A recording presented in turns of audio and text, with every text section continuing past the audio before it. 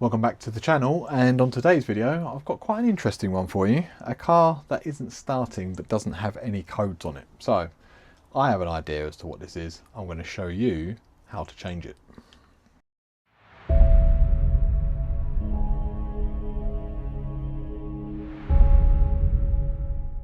So I've got a car that doesn't start on the key. It does go to position 2 on ignition, but when you turn it to 3, it doesn't engage the start motor. And I know that that is probably going to be this little ignition switch. So on today's video, I'm going to show you how to swap it over. Let's get involved. This is the car in question. So today, if I turn the key to position 2, so ignition on, fuel pump primed, if you see when I go to turn it to 3, nothing happens. Now, before assuming it's that switch down the back there, do a code scan on the car. Make sure that obviously there are no codes showing anything to do with EWS, anything like that. Normally though, even with EWS issues, the car will turn over, it just won't fire. And if it was a seized alternator like you've seen on the main channel video, it will still try to turn, it just won't turn over particularly well. This one just isn't engaging at all. Now, that's not the only symptom of a failed switch, but it is a pretty good example of one that definitely has gone. So with that said, what we need to do is get some tools and get to work. So let me set you up and I'll show you what you need to do. So this is a pretty good view. This lower dash panel down here, if you've got this one, this just pulls down. You need to be quite firm with it. If you have the dash shelf, there's a couple of screws up here. They're torque screws that you'll need to undo before removing it.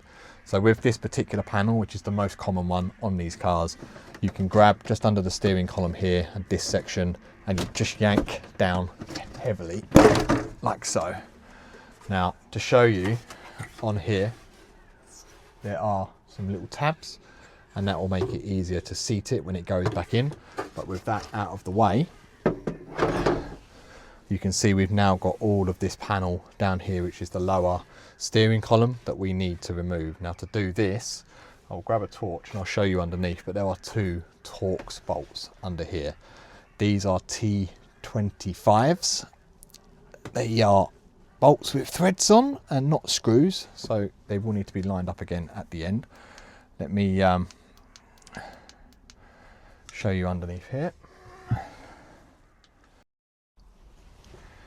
So we need to remove the 2 T25s that hold this lower steering column plastic trim in, and these are bolts. They might be a little bit tight, but they will come undone fairly easy.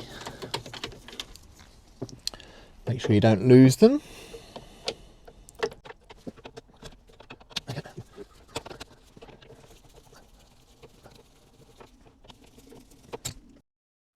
And once you've got those 2 bolts out, you can just grab it up here. So you can see there's a gap up here. If you just gently wiggle it down on both sides, there you go. It will just pull off this bit here, this rubbery bit. You can just twist it out of the way, so that will just slide off. And then there you go. So what that'll do now is it'll expose all of the lower steering column, and the bit that you want is on the other side. So if we move round to here, we can see our start module is just up here, and on the side of it, we'll zoom in a minute, there is a release tab on here. So we just need a flathead screwdriver to just pull that across, and then that will release that. So let me zoom in on that so you can see that tab. So this is the module that we want to replace, and this wiring just slides into the bottom of it. So to release it, you put a small screwdriver up in that section there, pull it towards the passenger side if you're in the UK, and then that will just wiggle down and out of the way. And then what you're going to do is just tuck that back so it's not in the way. Now what I'll do, I'll show you these little grub screws that hold this in and how to release it. This is the module from underneath, and you can see there's one screw here and there is another just up there. So you can see that's all that holds that in, just those two little grub screws. Okay, so with our wiring out of the way, what we need to do is use a very small flathead screwdriver. So in this case I'm using an SL3, which is almost bordering on a precision screwdriver, and we don't need to remove these grub screws all the way out, we just need to undo them enough so that basically it lets the module slide out of the way. So the module has two wings on it. We continue to just undo that slightly.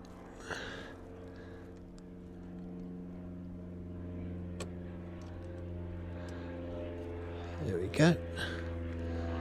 And now that should just slide out like so. So again, on the module, as you can see, there are two little wings on there like that. So we've got our new module, which we've got here. We line that up with the holes for those wings. You have to hold this in place and then start to do these grub screws up.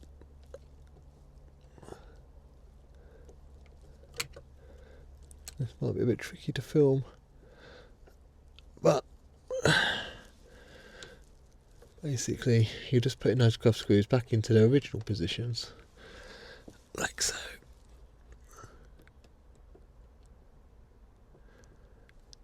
There we go.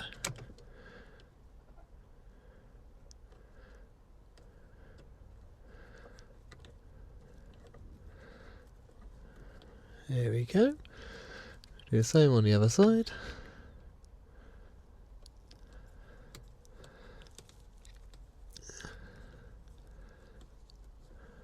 Like that.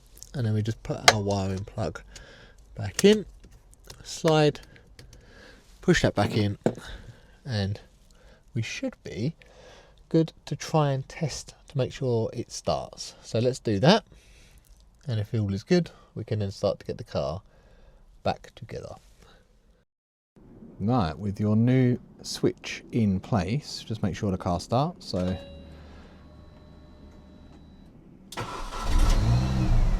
there we go. As you can see, car's now running, which it wasn't doing before. So straight away, you know the difference. That's the good thing with doing this particular job. Now let's get the lower steering column back into place and get the car back together. So what we're going to do first of all is get this lower steering column into place. You can see there's some little tabs on here that it slots into, but what you will need to do is get this rubber piece that I said earlier back into place. So normally the way that I do this is there's like a little ridge on there, which is where that plastic sits around the edge here. You just roughly get that back up into position. So if we push that up like so, you can see it sits quite nice even there, look very basic.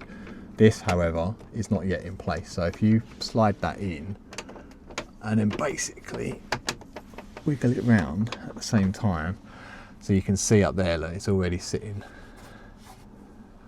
on that ridge, sitting in the middle of it. You just need to make sure that that's all in place before you put these Torx bolts back in. So we will just slide that rubber bit back in along here, get that roughly back into place, which it is looking good. Now on this side, make sure that it's sitting nicely as well before you start putting the Torx bolts back in. Like I said, there's these two little almost like tabs that sort of lock it into place. That one's in and that one's in, and then underneath you probably will need a torch to see it, because it can be a little bit troublesome, shall we say, is getting these two T25s back in.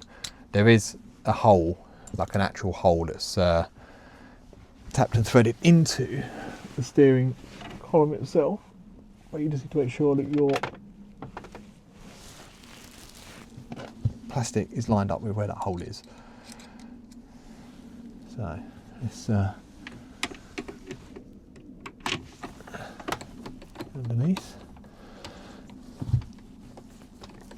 It's best to make sure that you get all this stuff lined up before putting it all back together, because you don't want any annoying rattles or anything like that. So that one's good. Actually do the same thing with this side.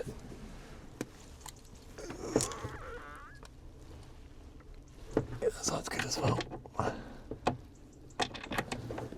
You see on our steering column, this is all nicely lined up here, which means it's all slotted in okay. This rubber is all sitting nicely. It will always be a little bit loose, which is fine, but as long as it's on that rubber bit, like the indent, as long as it's all in there nicely, it's not going to come out. So with the lower dash panel, you've got these holes here, and on the lower dash trim panel, you've got these like plastic bits here. Now you can see this one in the middle is different shape to this one here. So basically, when it comes to doing the reinstall, you're going to have this side and this side that go over the top, and this one that goes under. So if I slot the panel into place, but I won't push it up, I'll show you what I mean by that. Right, so the one that's on the left hand side, you can see is over the top, and the one that's in the middle there, you can see is under, and then the one that's behind this cubby bit here is also over. That just makes sure that it basically acts like a bit like a hinge, but it can go up and down quite nicely. So with that said, you can see you've got these like little bobbles on here. There's one here, look, just there. They go up and they push into some little holes on there. So with a bit of firmness, you just click it back into place on both sides, and that is job done. So you can see it's all nicely back into place, and obviously our steering trim is all in nicely. This is all secure, and the most important thing, the car now starts. There we go. Hopefully that's helped some of you out. If it has, then don't forget to leave a thumbs up down below, leave a comment, let me know how you got on, and of course subscribe to the channel if you haven't done so already. If you've enjoyed this video and it's been useful, don't forget to share it, but also go and check out the main channel as well if you haven't done so already. There's plenty of mini projects on there, including this particular car. So yeah, hopefully I'll see you again. Thanks for watching.